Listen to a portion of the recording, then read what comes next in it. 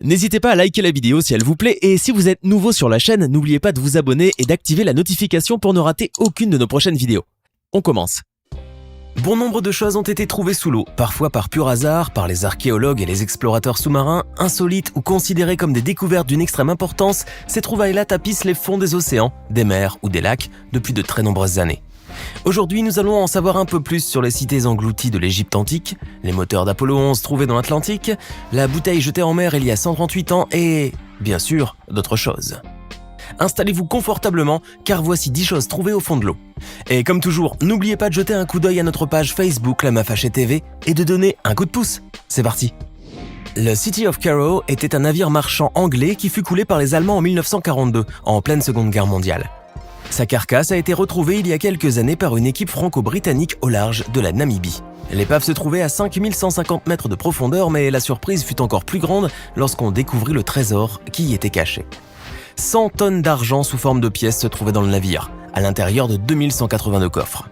Cet argent appartenait au trésor britannique et sa valeur fut estimée à près de 50 millions de dollars. Une première dans l'histoire des trésors repêchés dans les profondeurs. Attendez une minute. Les Allemands savaient-ils qu'un trésor se trouvait à bord de ce navire britannique qu'ils ont coulé ? Le 16 juillet 1969, Neil Armstrong et 2 autres astronautes étaient envoyés sur la Lune dans le cadre de la mission Apollo 11. Plus de 40 ans plus tard, 2 des 5 moteurs de la fusée qui avaient servi à propulser le vaisseau spatial étaient remontés du fond de l'océan Atlantique. La récupération de ces 2 éléments qui gisaient à 4267 mètres de profondeur a été effectuée sous l'initiative de Jeff Bezos, le fondateur d'Amazon. Le dispositif qui comportait les moteurs était tombé dans l'eau à une vitesse de 8000 km/h. Vous pouvez donc imaginer la puissance de l'impact avec la surface de l'eau à cette vitesse-là. Fort heureusement, les parties les plus lourdes qui constituaient l'étage de la fusée sont restées intactes. Après 3 semaines passées en mer, et grâce à des sonars sophistiqués, la mission Bezos Expeditions a permis de sortir ce matériel de valeur. Ces derniers avaient tout de même besoin d'être restaurés afin de corriger les dommages dus à la corrosion. Jeff Bezos peut donc se féliciter du succès de sa mission qu'il a financée et dirigée après avoir annoncé son lancement à la suite de la découverte de l'épave. Mais comme il l'a lui-même affirmé, les moteurs d'Apollo 11 reviennent à la NASA. On a souvent l'habitude de trouver des épaves de bateaux au fond de l'eau. Mais des épaves de train, en avez-vous déjà vu ?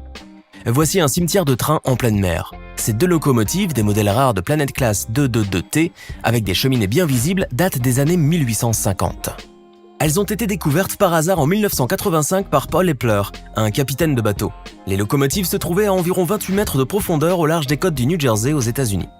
Comment sont-elles arrivées là ? Mystère. Les explorateurs lient cela au fait qu'elles aient probablement été poussées dans l'Atlantique du navire qui les transportait afin d'empêcher ce dernier de chavirer à cause de quelques tempêtes. Malgré la rouille, ces locomotives à vapeur sont restées en très bon état. Un plan a même été envisagé pour les faire remonter à la surface afin de les étudier. Si vous êtes un passionné de l'histoire de l'Égypte antique, voici alors une découverte qui va certainement vous fasciner. Les cités englouties de Canopée et de Tonis Hérakléon, respectivement découvertes en 1999 et en 2001. Les fouilles sous-marines étaient effectuées depuis 1992 au large du littoral égyptien dans la baie d'Aboukir par l'archéologue sous-marin Franck Gaudiot et son équipe. Finalement, elles ont permis d'en savoir un peu plus sur l'histoire de cette civilisation. D'après l'archéologue français, le temple de Tonis Hérakléon avait été détruit par un cataclysme naturel. Il a donc demeuré sous l'eau. On y retrouve des statues, des stèles ainsi que des objets qui ont permis de révéler quelques rites cérémoniaux pratiqués par les pharaons à cette époque-là. On a même découvert que Canopée était relié par un canal à la cité de Tonis Hérakléon et que Tonis et Hérakléon, que l'on croyait 2 villes distinctes, étaient en réalité le nom égyptien et le nom grec d'un seul et même endroit. Amateurs de plongée, avez-vous déjà entendu parler de Xicheng ? Il s'agit d'un site de plongée qui se trouve en Chine à 400 km de Shanghai. Le lieu n'est pas seulement connu pour sa beauté ou pour son magnifique lac Tiandao qui attire les plongeurs du monde entier, mais aussi pour la cité qui existe sous les eaux du lac. Construite en 621 après Jésus-Christ, cette ville appelée aussi la cité des lions était une vieille cité de la dynastie Han. Elle servait de centre politique et économique mais aussi culturel. Cependant, en 1959, les autorités chinoises ont décidé de submerger cette ville pour les besoins de la construction d'un barrage artificiel qui fit apparaître alors le lac Tiandao. La cité des lions a dû donc être engloutie avec d'autres villages et bourgs, chose qui nécessita le déplacement de 290 000 personnes qui vivaient là. Mais en sombrant dans l'eau, la ville a vite sombré dans l'oubli. Et ce n'est qu'en 2001 qu'elle a fait reparler d'elle. Le site a été reconverti en un lieu de sport nautique et les plongeurs ont pu alors explorer ce véritable trésor archéologique sous l'eau. Le site de Xicheng, dont la surface équivaut à quelques 62 stades de football, est l'un des endroits aquatiques explorables les plus spectaculaires du monde. Les plongeurs passionnés d'histoire et d'archéologie peuvent de nos jours découvrir de près cette magnifique cité qui est bien conservée sous les eaux à une profondeur de 26 à 40 mètres. Ils peuvent alors s'émerveiller devant ses portes majestueuses et ses sculptures de lions et de dragons, ses arches et ses routes pavées. Avant de continuer, voici maintenant la question du jour. Quel film de Luc Besson, sorti en 1988, raconte l'histoire de deux plongeurs apnéistes rivaux qui deviennent amis par la suite? Option A, Abyss. Option B, 20 000 lieues sous les mers. Option C, Le Grand Bleu. Si vous êtes un cinéphile et un passionné des mers et des océans, vous trouverez facilement la réponse. Choisissez l'option que vous pensez être la bonne et restez avec nous jusqu'à la fin de cette vidéo pour voir si vous avez répondu correctement. La Floride est l'un des plus grands États des États-Unis. Jusqu'à récemment, l'histoire du premier peuple ayant vécu dans cette partie du sud-est de l'Amérique, la culture Clovis, remontait à environ 13 000 ans. Mais la découverte faite par une équipe d'archéologues a prouvé que la présence humaine dans cette région était beaucoup plus ancienne qu'on ne le croyait. L'humain a peuplé la Floride 1500 ans plus tôt, ce qui prouve par là que l'exploration du monde a commencé beaucoup plus tôt que ce que les historiens nous ont appris jusqu'ici. Bien sûr, cette découverte n'aurait pas eu lieu sans les fouilles archéologiques qui ont permis de trouver des ossements, des restes d'animaux, y compris une défense de mammouth ainsi que des outils de pierre fossilisés âgés de quelques 14 550 ans. Les objets en question ont été trouvés sur le site de Page-Latson dans le fleuve Auxilia, près de la ville de Tallahassee. De très nombreuses opérations de plongée ont dû être menées afin de faire la lumière sur cette découverte.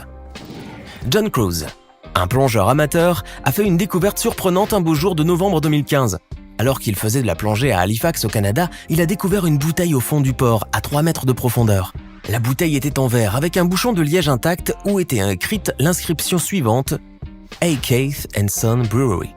Il s'agit de l'ancien nom de la brasserie Alexander Case qui se trouve aujourd'hui à Halifax. La bouteille était même remplie à moitié et contenait un liquide mousseux. D'après une inscription trouvée sur le verre de la bouteille, la bière avait été produite en Angleterre à la fin du 19e siècle, avant d'être exportée vers le Canada. D'ailleurs, ce produit avait été importé entre 1872 et 1890, ce qui laisse entendre que cette bière aurait un peu plus de 130 ans. Une bouteille de bière centenaire alors. On se demande toutefois quel goût elle aurait. Une autre bouteille, de gin cette fois-ci, a été retrouvée par des personnes qui se promenaient sur une plage australienne. La bouteille rectangulaire à moitié enfouie dans le sable contenait un message à l'intérieur. Elle était datée de 1886, ce qui en fait la plus ancienne bouteille jetée à la mer retrouvée à ce jour. Le message, daté exactement du 12 juin 1886 et écrit en allemand, était intact et entouré d'une ficelle. Il s'agissait du journal de bord d'un voilier allemand depuis lequel la bouteille avait été jetée. Dans ce message, on a pu apprendre que la bouteille avait été jetée dans l'océan Indien à 950 km des côtes australiennes. Le contenu de ce message évoque également une expérience allemande réalisée probablement entre 1864 et 1933. Cette expérience consistait à jeter des bouteilles depuis des navires allemands dans le but de comprendre leur trajectoire et de suivre les courants marins. L'auteur demandait aussi à la personne qui trouverait la bouteille de la renvoyer à l'observatoire naval d'Hambourg ou bien au consulat allemand le plus proche, tout en indiquant où et quand elle a été retrouvée. Bien entendu, Tonya Hillman, qui avait trouvé la bouteille, et son mari, informèrent le Western Australia Museum. Les recherches menées dans les archives allemandes confirmèrent la chose. Une bouteille avait bel et bien été jetée à la mer du Pola le 12 juin 1886. Intéressant, n'est-ce pas? Et si vous faisiez l'expérience vous aussi en jetant une bouteille à la mer, à votre avis, dans combien d'années pourra-t-on la retrouver? C'est un grand incendie survenu à bord de l'USS Oriskany CV-34 durant la guerre du Vietnam qui est à l'origine de ce qui est devenu aujourd'hui ce porte-avions qui appartenait à l'US Navy. Car cette célèbre épave, l'une des plus célèbres du monde, est aujourd'hui un récif artificiel. Coulé en 2006 au large de la Floride, dans le golfe du Mexique, l'USS Oriskany est devenu le premier navire de guerre américain à être transformé en un récif artificiel. Surnommé le Great Barrier Reef, en référence à la grande barrière de corail, le porte-avions est même devenu un site de plongée très prisé des plongeurs expérimentés. Ces derniers peuvent descendre jusqu'à 65 mètres pour le visiter et découvrir la vie marine qui règne autour de son épave. Si vous êtes fan des films d'horreur en général, et de Vendredi 13 en particulier, vous devez donc certainement avoir entendu parler de la statue de Jason Voorhees, qui se trouve au fond du lac Crystal Lake aux États-Unis. Cette statue grandeur nature de ce personnage monstrueux tapisse le fond de ce lac depuis 2013. À l'origine de cette idée farfelue, un certain Curtis Larr. Cet homme était tellement passionné par la saga qu'il a décidé de réaliser une réplique parfaite de Jason Voorhees, avec son masque de hockey et sa machette, et de la placer au fond du lac qui se trouve à Crosby dans l'état du Minnesota.